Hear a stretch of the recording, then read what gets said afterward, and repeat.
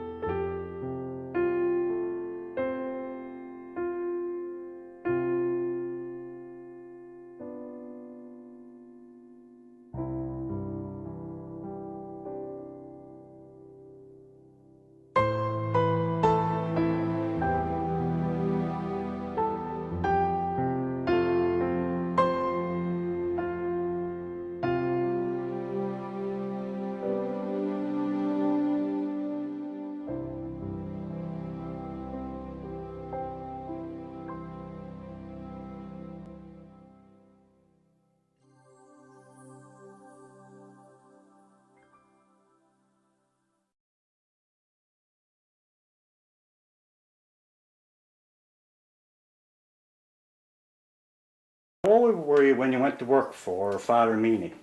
Well, I was in grade 9. That's what, about 15, I suppose. 14 or 15, probably.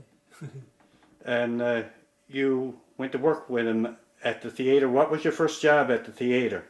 Oh, at the door, at the door, keeping the ruffians out. What about the projection? Did you work in the projection room? Yeah, How many years did you work there? probably 10. 10 years. Maybe. Yeah. Steve Knight was running the outfit. And I learned from him how to operate the outfits. Dave, what kind of person was Father Meenie for those looking on the outside in? Like Father Meenie was always noted to be a rough and tumble fella, but what really was Father Meenie like when you're working for him and otherwise? He was great, boy. He was a great fellow to work for, you know, and he didn't come over and interfere with what we were doing, hey? He might drop in for a few minutes sometimes, but very often. How many years did the theatre at St. Joseph's operate? Boy,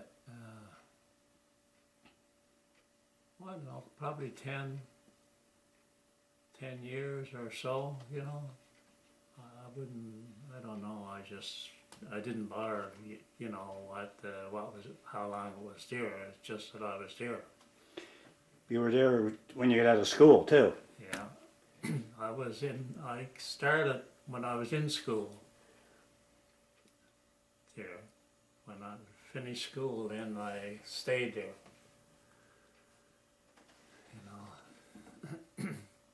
You know,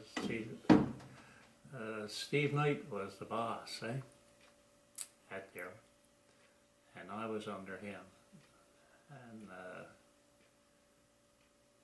I don't know, probably about 7 or 8 years before something happened to Steve. Myself and Jim Philpott used to go over to get the stuff for the furnace, and he had this Pinto, this dog, Father Meenie did, and we went over there and we heard him bark, you know, and so we scattered into the basement.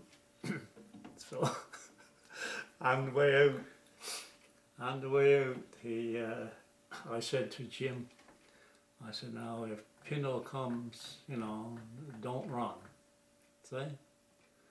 And we had a bucket of coal each going. Just as we got out of the basement, church basement, we heard bark, and Jim took off. And I stayed there, and the dog come over the fence, and he grabbed me by the leg. And by that time, Father Meenie was out and bawled it, and then he got him in, and he took me up to the convent for them to, where I had the leg bites and that, and they brought him up there, and the nuns fixed me up.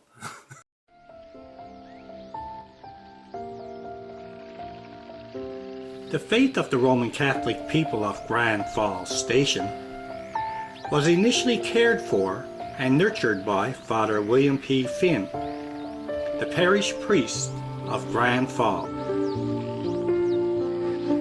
He would say Mass for them when he could in the schoolhouse. They attended Mass, when possible, in the Grand Falls Church. In 1934, he encouraged the Catholic people to collect funds to build their own church. By December 1938, the first Roman Catholic church was opened in Windsor, only to be burned to the ground less than 2 years later, in February 1940. It was shortly after their church burned that Bishop J.M. O'Neill appointed, in July 1940, Father Francis P. Meenie as the first parish priest of Grand Falls Station Parish. Father Meenie, he worked tirelessly with all those who would work with him to further the cause and the case for Windsor and all its residents.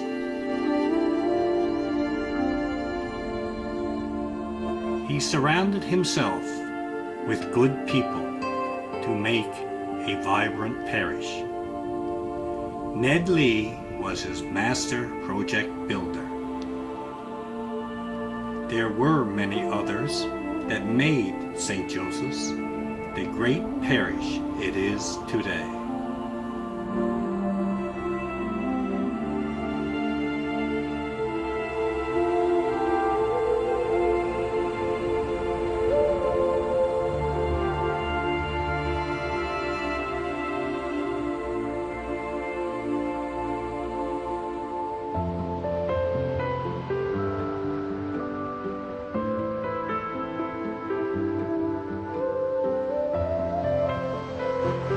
He was instrumental in recruiting the Presentation Sisters to administer St. Joseph's School. They arrived in 1938 and did so without having their own community convent, which was very unusual for the times. The sisters commuted to and from the convent in Grand Falls daily in Connor's taxi, driven by Gerald Connors. They initially taught 60 children in 1938. This figure rose to 600 in 1960. Father Meenie retired from St. Joseph's Parish on December 2nd, 1979, leaving a rich history to his successor, Father Michael Hines. Father Meenie died on September the 11th, 1988, and was buried in Cornwall. After the closure of St. Joseph's Academy, a new school was opened in 1976, fittingly enough named St. Francis Xavier Elementary in his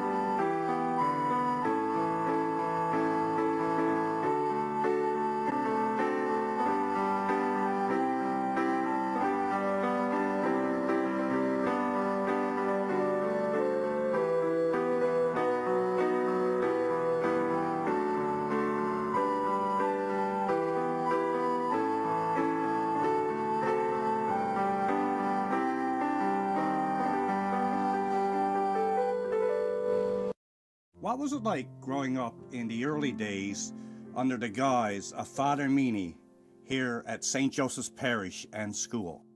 Well, Wayne, as you know, I wasn't born until 1946, but I came on the scene pretty fast because I went to school when I was 6 years old. As I was born in January, I was delayed a little bit. But I remember Father Meenie quite well. He was the man who looked after the scene, who made sure that the church was restored, made sure that the school was well run, with good teachers. The nuns were there, of course, and we've had some lay teachers over the years. I found it really great myself, and I really appreciated all the things that the teachers and Father Meenie did for us. Your parents raised a large family back years ago. How did your upbringing go in terms of attending church and going through the St. Joseph's School system? Well, most of us in the early years, of course, everybody had to attend church regardless of whether you wanted to go or not. I'm sure that some people, you know, felt that there was a great restriction on what you could do at that particular time in our lives. So church was an important part of life for us, and Mom was the backbone to our going to church, of course. She made sure that we would go to church. But as years went by, of course, everybody goes their different ways, Wayne. But Father Meenie was a big influence in our lives. He was the disciplinarian at the schools. He made sure that the school adhered to the church principles. I remember we had to go to confession as a group of students, and we had to go to, you know, Mass and special occasions. So it was an important part of our lives. Back in 1961, a terrible tragedy struck St. Joseph's Parish. That was with the death of Terry Jackson. Can you recall what happened back in that day?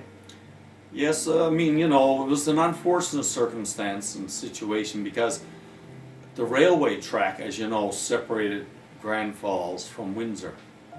And lots of times when we go back to school at lunch hour, there was a train across the track, or sometimes in the morning, sometimes when we were coming home in the evening.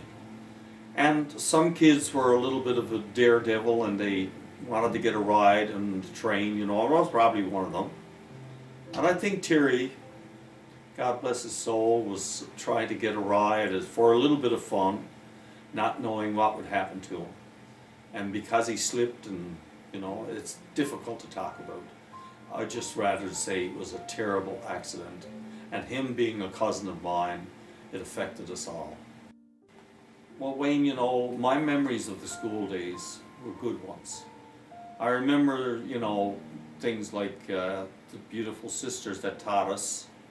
Some of them were stricter than others, and I understood why, because they had to have some sort of control. I remember going to school in my early years. I remember the cocoa malt, I think it was called, that they gave us to bring up our systems because there was not much food with the protein that we needed. I remember too going up, you know, to grades 1, 2, 3, right up to grade 8 until I left and went to St. Michael's High School. We had a good education.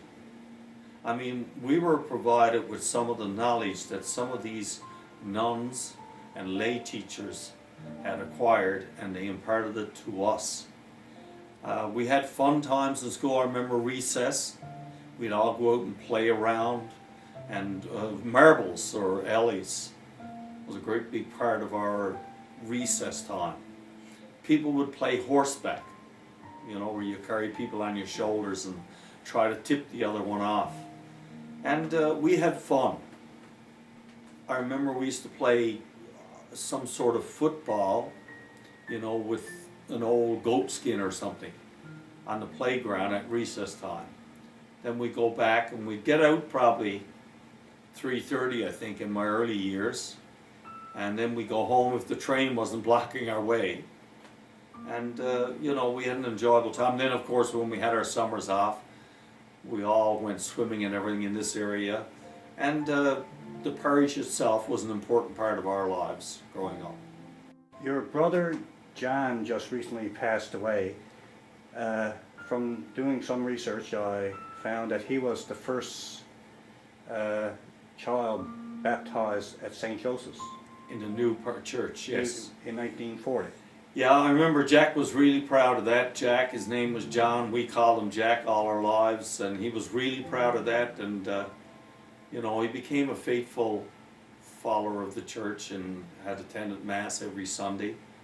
But Jack, you know, found an education in the school up to the years that he was finished with school.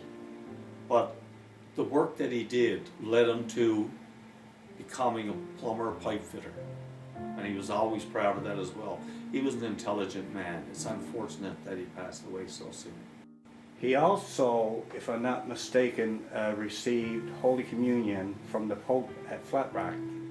Oh yes, I remember that when he came home from that particular trip. Oh, he spoke highly of that. I was very proud to receive, and I believe a lot of his family did at the same time, receive communion from the Pope when he visited here at Flat Rock. And I think he has some important pictures showing him receiving communion. He did have them, of course. His family has them now. What year did you arrive in Windsor Parish, St. Joseph's? 1990. I was in a parish in Sydney in Cape Breton, and Bishop Faber MacDonald invited me to come here and spend a few years, and now 25 years later I'm still here.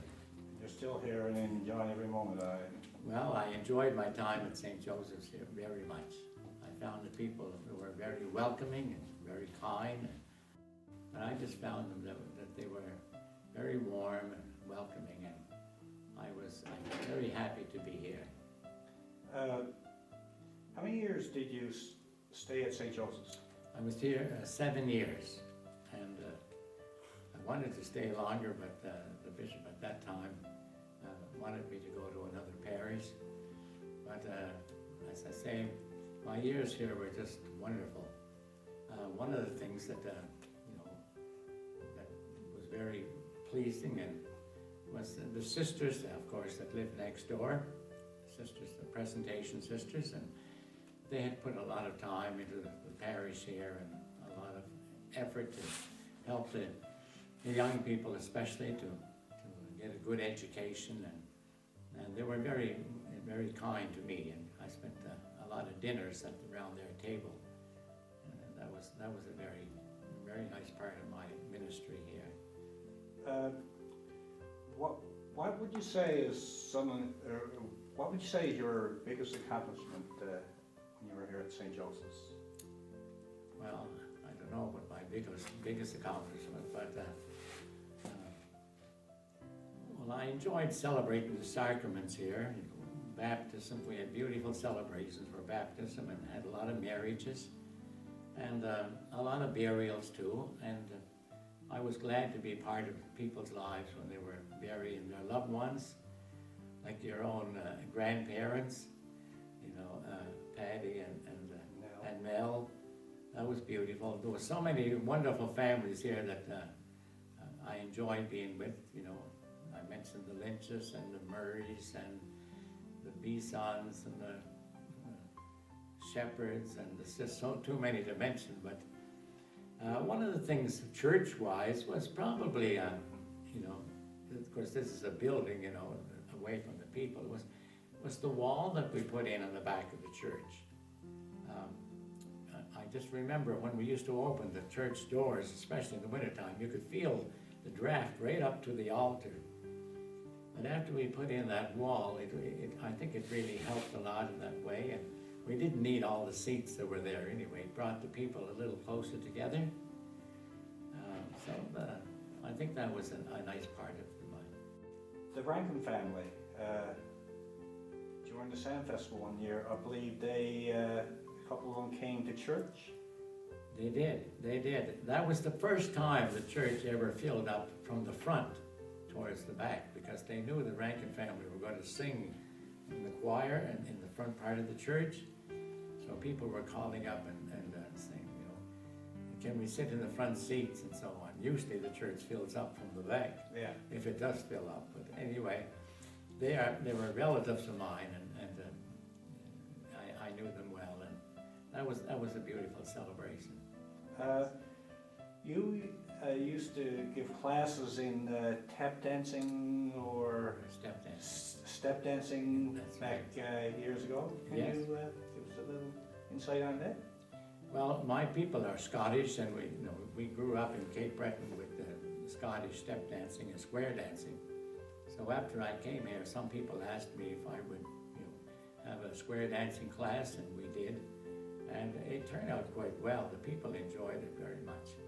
And, we didn't put our show on the road, but, we'd have our group that would dance at different celebrations that we had. And it was very enjoyable and very nice. Did you attend any of the St. Paddy's Day dues here at the parish? Oh, I did. I attended every one that I was here.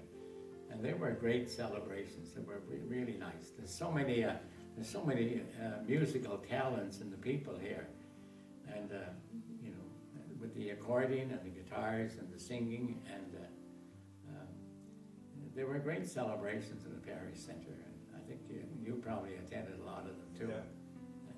I think they were great for building spirit, and bringing people into this area, into the parish center. The St. Paddy's Day still going strong. Good. Well, we had there's so many Irish here. Our housekeeper at that time, Maud Kelly. She was just wonderful, and you couldn't get a more Irish name than Kelly. And there was just so many nice people here, who had Irish backgrounds, and they enjoyed the Newfoundland and the Irish music, and so did I.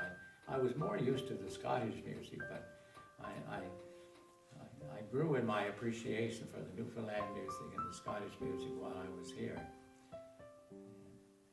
Thank you, Father. You're very welcome. Thank you, eh?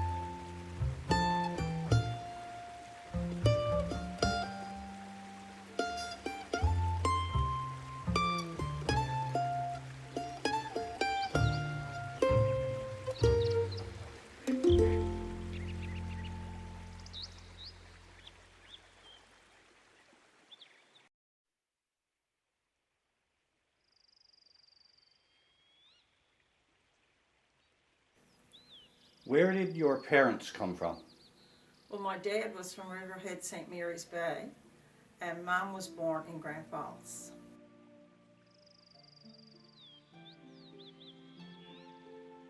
What are your memories of St. Joseph's Church and school? Oh, I have lots of memories, but I guess from the time I was born, we always went to that church. And, well, my dad always worked there as the carpenter foreman, because in fact he built 2 or 3 churches, really, because the first one burned. But like, from the time we went to school, every Saturday morning, my sister Bernadette and I went to the church with Sister Dorothea, and we dusted the statues and cleaned the candelabras and counted the breads for Holy Communion and made sure that priest vestments and everything were out for Mass the next day, and made sure the church was in tip-top order. So that usually took every Saturday morning of us to do that.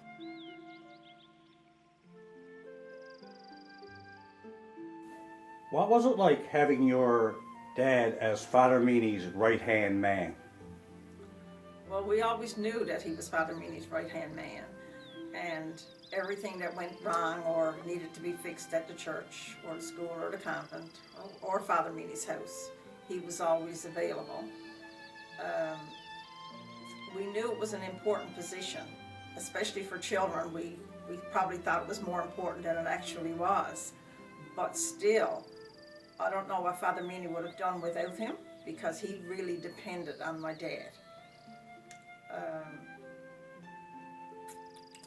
Now, I know when they were building the first and second church, I heard my father say that Father Meenie came and he worked right next to the people who were building it. And there was a lot of volunteers from the parish that came and helped also, and offered free labor.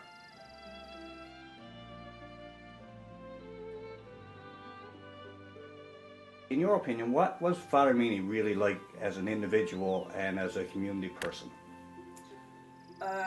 Father Meenie came across as a very, I guess you could call him a tyrant, but he was not really like that. He was so kind to the poor that people knew nothing about, and it wasn't only Catholics that went to him for help, from all religions.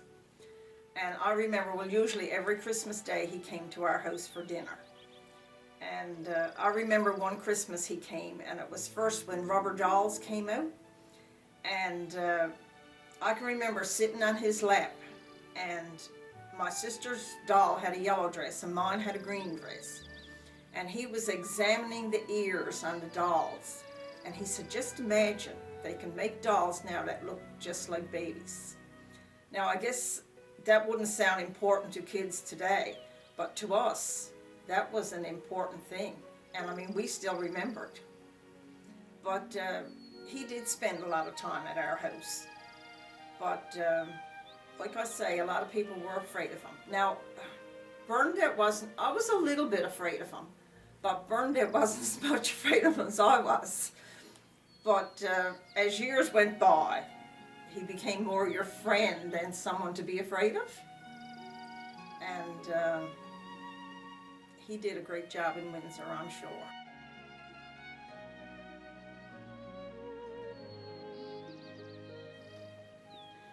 Your father was a master builder of many projects at St. Joseph's.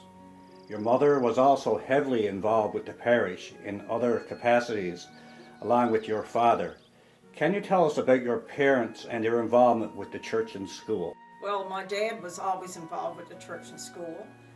He built the first church, and then there was no more. Well, first of all, he worked with Father Finn in Grand Falls when they were putting the tower on the church. And so then, when Father Meenie came, he went to work with Father Meenie. And he built the first church, and then there was no work. And of course, there was not much money at the time. So Daddy left and went to work at Fort Pepperell in St. John's. And then when the church burned, he got a message from Father Meenie to come back and start and build a new church. And he built the church, he built the school, the convent, in Father Meenie's house. In fact, Sister Dorothy used to say that the convent was the same age as I am, because I was born in St. John's on Mother's Day, and the next day Daddy left on the train and came here to start the convent. So that's why she always said the convent was the same age of me. And of course Mom, I mean, she was a great caregiver and kept our house immaculately clean and took care of the two of us. And she did all kinds of embroidery and fancy work and stuff like that, and donated it to the church to put on tickets or whatever. And I remember one time she embroidered a white bedspread, and it had purple lilacs on it. And she was planning, I think, to keep it for herself. And Father Meenie came and said, "Now, Claude, that'd be a grand thing to put on tickets for the church." So, of course, Mom gave it to him. And she was always donating stuff to put on tickets or whatever, or for the bazaars and stuff like that.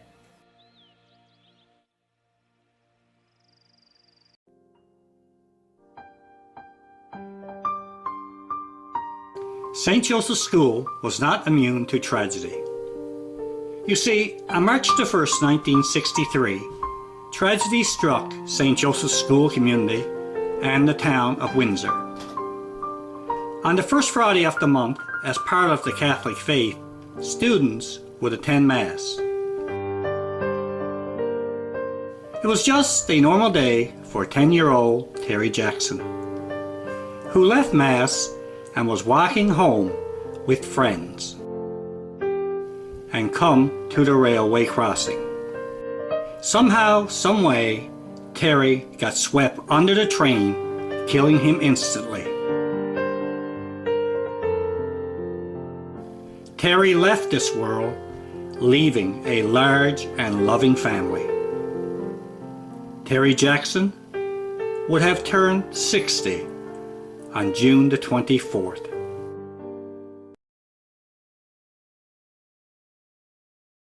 What year did you first come to Windsor Parish? I came to Windsor, I think it was 1975 or it could be 1976. It was I followed from the parish of Bonavista. I'd been in Bonavista for 5 years, and then I came to Windsor, a brand new chapter in my life and a happy time in my life too.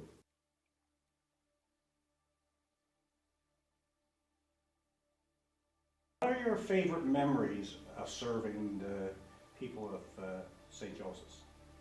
Well, I have to say that it was a very happy time in my life. The previous parishes that I had been in, first of all, well, when I came to Windsor, I discovered winter. I had never seen the glory of winter before. Snow and the blue skies and skidoos and ice fishing and all that sort of thing. But when I came to Windsor, it was an absolute breath of fresh air. I wasn't the boss, so I didn't have all the responsibility of trying to raise money and keep things in repair and everything like that. But I had lots and lots of free time on my hands, and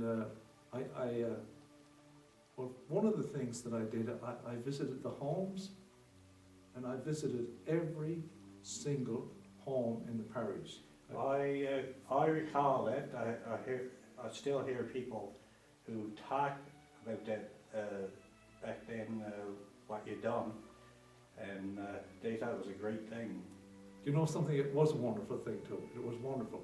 A lot of the people, like they hadn't been involved in the parish and been away from the church and that sort of stuff. And I just knocked on their door and said, "I'm Father Brophy, I'd like to come in for a visit." And they'd come in. They didn't know what to make of it. And I'd sit down and I'd say, "I'd like to have a cup of tea." And sure enough, you know what I mean? But after a while listening to them, no matter who it was, they had their story. And some of them made their way back to the back of the church, you know? And that was a very happy memory.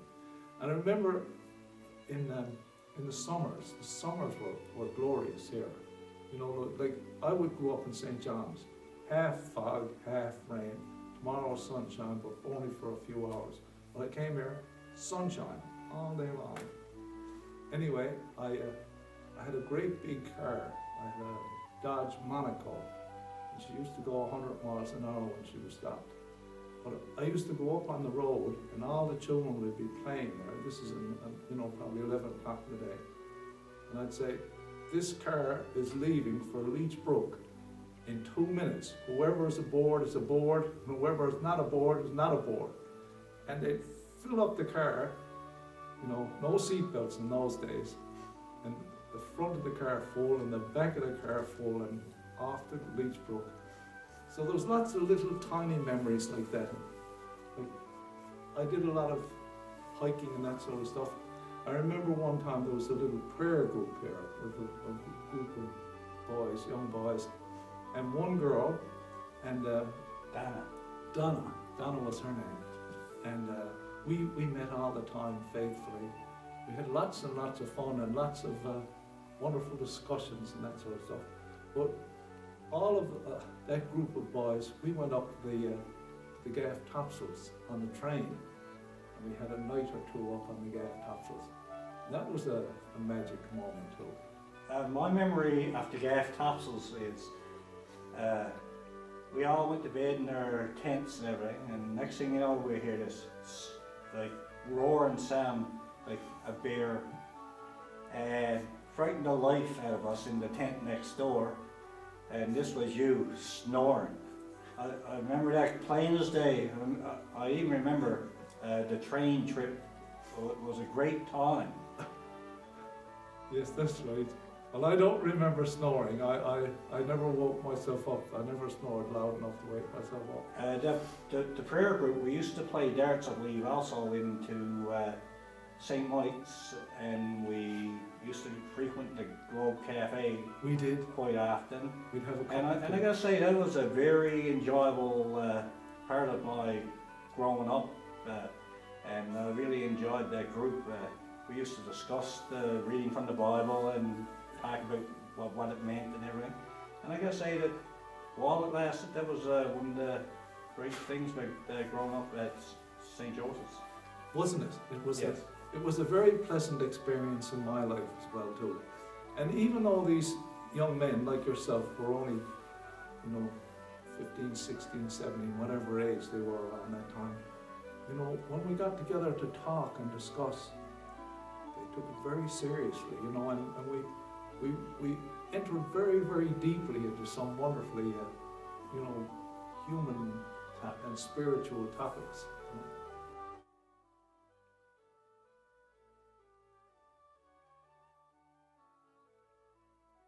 Father Brophy, I'm going to ask you now, as a young priest, what was life like under Father Meenie? Like, Father Meenie was often touted as being this rough and tumble person who was really tough and rough, but Father Meenie was softer than most people's teddy bear when it really got down to it. He was very kind-hearted, from stories I'm after hearing from people of Windsor who he helped, and not only the Catholic people, he helped Protestant people, and he helped whoever needed the help. What was it like living with Father Meenie? Well, first of all, you said he was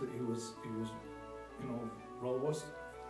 The first thing you encountered was his voice, and he had a voice like a foghorn. He could knock you down with his voice. He was that loud, and robust. But I had a wonderful advantage in that I had been in other parishes, and I had been ordained about 8 years. If I had just been ordained and walked in like a little altar boy, I tell you, he would have terrified me, because he was a very formidable character in every way. And but like you said, he was also a father. And he loved the people of Windsor. He said to me one time, he said, if you can't make it in Grand Falls, come to Windsor. If you can't make it anywhere, come to Windsor. And he really did, love the people in that way. I remember the first time, we had a housekeeper, which was a wonderful thing for me. Her name was Kay, and she'd make meals, at lunch and then at supper. But I remember I'd pass behind him on my way in to sit down. I used to look at the back of his neck. His neck was that big. You know, he had a head that came right down into his, like I got a little tiny, probably 15 and a half or 16 collar, you know, like a little chicken neck or something, you know. But his neck, it had to be 17 and a half or 18. He was absolutely huge. He was a bull of a man. And when he spoke, there was no ifs, ands, or buts. But you know, people came to him and they came to him for advice. And he was just as direct with them, you know. But they walked away with that and they lived by it. And it was almost like Moses speaking to them on the mountain, you know. And when he spoke, they knew that what he was saying was genuinely from his heart. And even though it was... If you were in the back of the church and you were talking, you knew it, because Father Meenie would leave the altar, come down, and take you by the ear or what have you, and bring you right to the front of the church and sit in the pew. But you know, you'd be amazed at how many young fellas got a clip from him, or a smack on the back of the neck or something, or like that. In school. In school or out of school. But you know something, there was so many fellas told me that they got it, you know, but they bragged about it. It's like a war wound, you know. But but like most, like if you gave a youngster a smack nowadays, oh my goodness gracious, who knows where you'd end up, you know what I mean? But boy, he must have trimmed quite a few. But at the same time, I don't think he could have possibly given out as many smacks as the boys. I think they all heard about someone else and thought it was themselves or bragged about it or something. But I don't know if he did all the wonderful things that they said he did. From what I can gather from talking to people, like one gentleman was in his 60s, he said his Father Meenie helped his family immensely when they were younger. He said only for Father Meenie, he said they would have been all fell apart, the family would. There you go. Financially, he helped them because they were having hard times and that, and he said he kept us going. There you go. And the people that he had working around the church and that sort of stuff, some of those, you know, the ladies and that sort of stuff, you know, like, it was hard to get work then, and, you know, and he helped them immensely, and people would come to the door on the sly, and they'd tell them their story, and he always found some little bit of help to give them. And like you said, not only Catholic people too, but there was others as well. He was very, very, he was kind on the sly. And I think it was a supermarket or a big store down here. Stewards. And I think that Him and George. they were worked together. They were kind of close, and Father Meenie would send a person down there and he'd collect some groceries. I used to hear that Christmas time, whether it's correct or not, Father Meenie, Harry Chow, and George Stewart would do up baskets for people that needed it in Windsor. Correct. And no one knew where it came from. And that's the way George wanted it, and I guess that's the way Father Meenie wanted it, because there are people out there who know who they are and what went on back years ago, right? Isn't that true?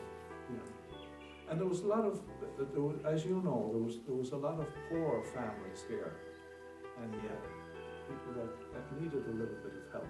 You know? He was there for them.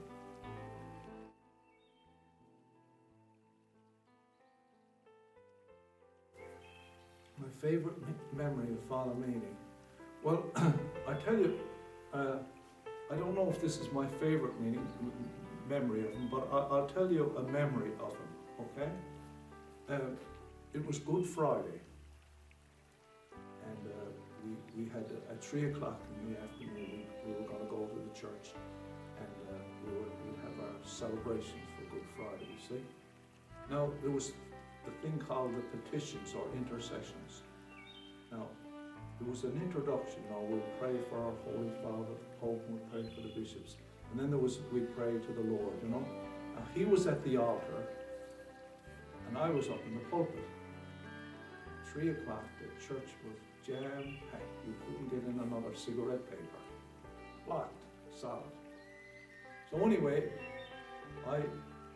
we had it arranged. He'd do the introduction, and I'd do the prayer and sort of stuff. So anyway, when I got up in the pulpit, I figured out just in a minute a better way of doing it, you see.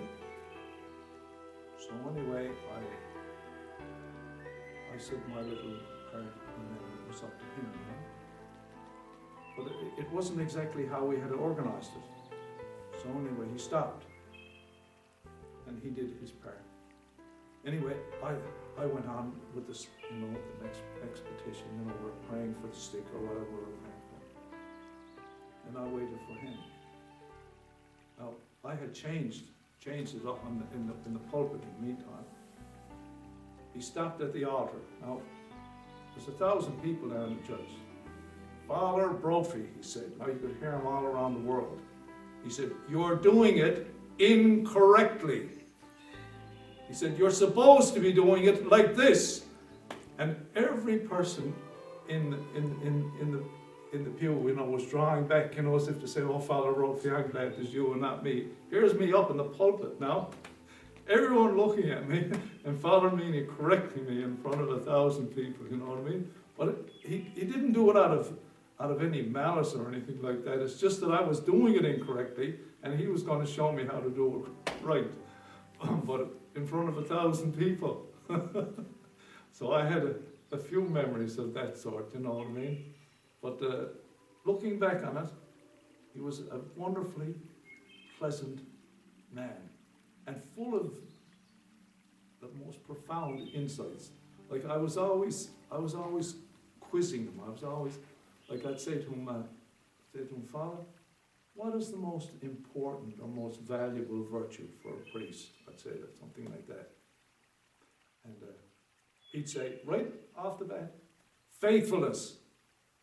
He'd say, "Anyone can be ordained," he said. But he said, "When you get down the trenches," he said, "when you start getting your feet dirty," he said, "and everything starts going the wrong way for you, that's when you're going to be, that's when you decide your vocation," he said. He said, "Anyone can do it," he said, "when it's all smooth sailing," he said. But he said, "if you can carry on," he said, in the, you know, so. But he was full of his own homespun wisdom, and he was a joy in that way, you know. Thank you, Father. Thank you, Wayne. Thank you. And I hope and pray that all the people that come for this special occasion will find it a time of joy and blessing. Hopefully you'll find time to come up. I hope I will. I hope I will. God bless you. Thank you, Wayne. Thank you.